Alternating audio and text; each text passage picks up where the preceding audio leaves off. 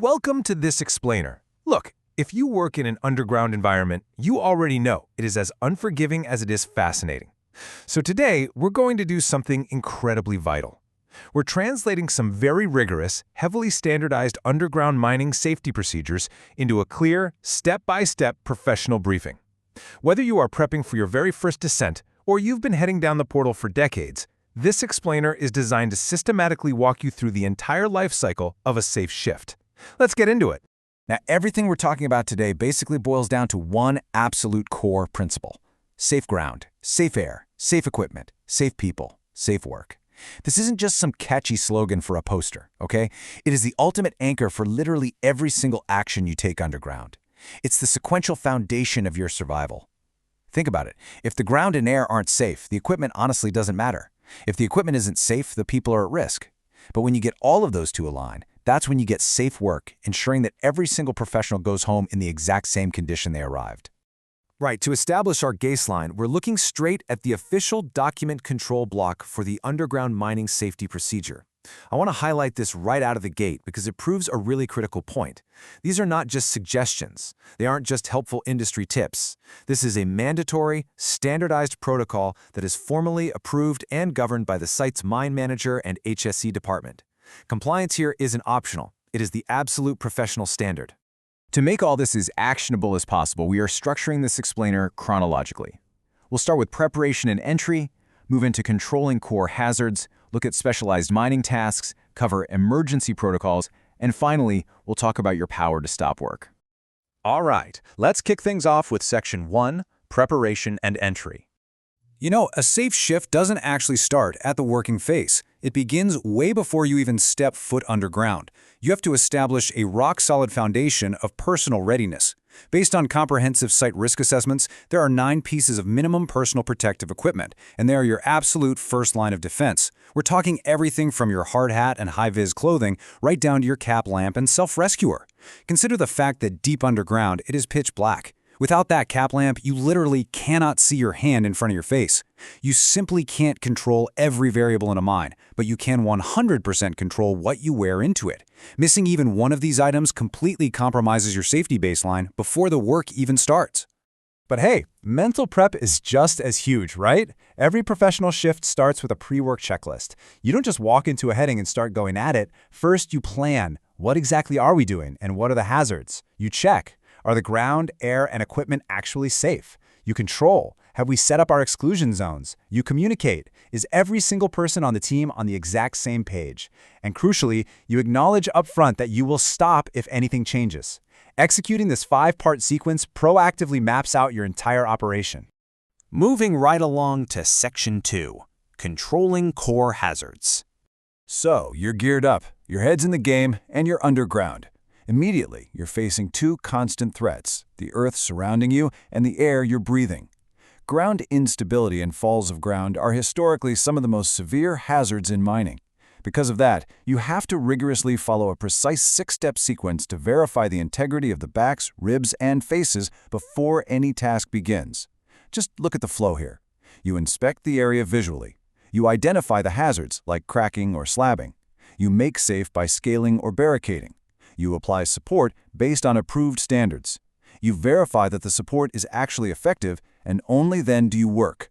If you ever skip straight to step 6, you are literally gambling with your life. Now, just as critical as the rock above you is the air entering your lungs. Let's contrast 2 distinct situations here.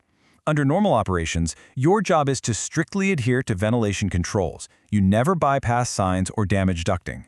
But the very second you encounter an abnormal atmosphere, say a sudden buildup of diesel fumes, or you notice a lack of oxygen, that triggers an immediate, zero-tolerance emergency withdrawal sequence. You stop, you withdraw, barricade the area, and notify the right people.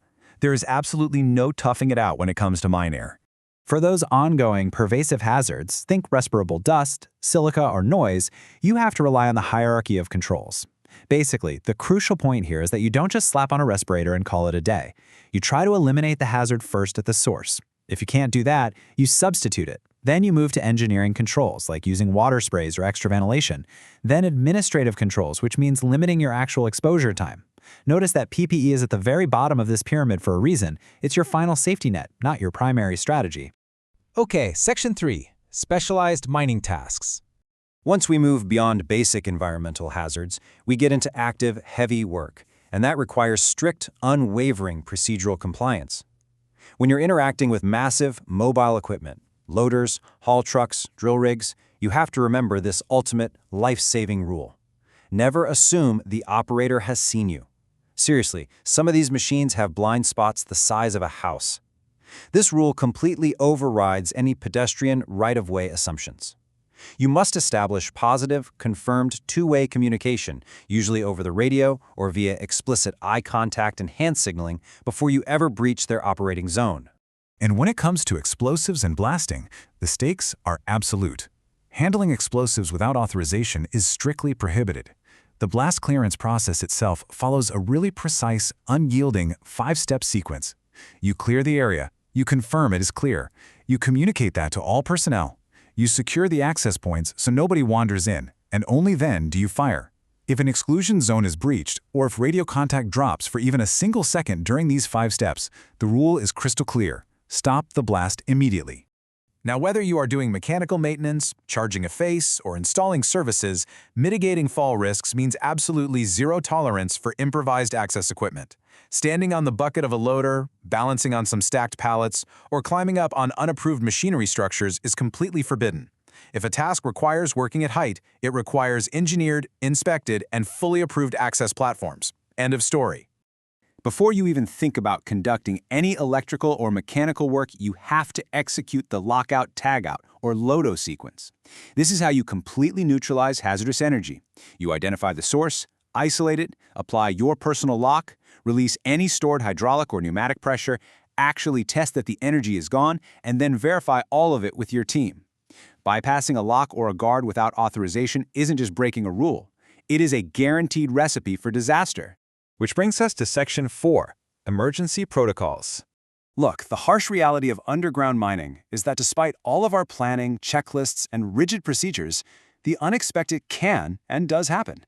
Things like fires, toxic gas releases, or a sudden water inrush. When they do happen, panic is your absolute worst enemy, and structure is your survival. Your response has to be automatic. If a general emergency arises, you immediately hit these 6 actions. Recognize the hazard, raise the alarm to the control room, stop your work, make your immediate area safe if you can do so without risk, withdraw to a designated refuge chamber, and finally, account for all personnel. You execute those steps instantly, way before waiting for any further formal instructions. In chaos, structure saves lives. Finally, Section 5, the power to stop work. This is, without a doubt, the most critical tool in your entire safety arsenal. And it's not a physical piece of equipment on your belt, it's a fundamental right and responsibility granted to every single person on site. If you identify any uncontrolled serious risk, whether that's deteriorating ground, a failing ventilation fan, or even a colleague taking a really dangerous shortcut, you have the absolute responsibility to initiate this stop work sequence immediately. You stop the activity, you move to a safe location, notify your supervisor, reassess the risk together, implement new controls, and you only resume work when it is verifiably safe and authorized. Because here is the definitive mandate of this entire procedure. Let this sink in for a second. No production target takes priority over life and safety. None. No schedule, no tonnage quota, and no end-of-month deadline will ever supersede your safety or the safety of your team. The company's policy explicitly backs you up on this. If something just doesn't feel right, you own the power to stop it. So, as we wrap up this explainer, remember that knowing this stuff is only half the battle. Applying it is what makes you a true professional. We've walked through the entire life cycle of a safe shift today, everything from baseline PPE and ground control, all the way to blast sequences and your ultimate stop work authority. As you gear up to head underground, I want you to ask yourself honestly, are you truly ready to plan, check, control, and communicate today?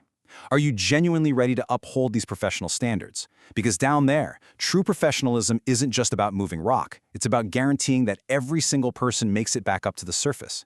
So will you be the one to hold the line on your next shift?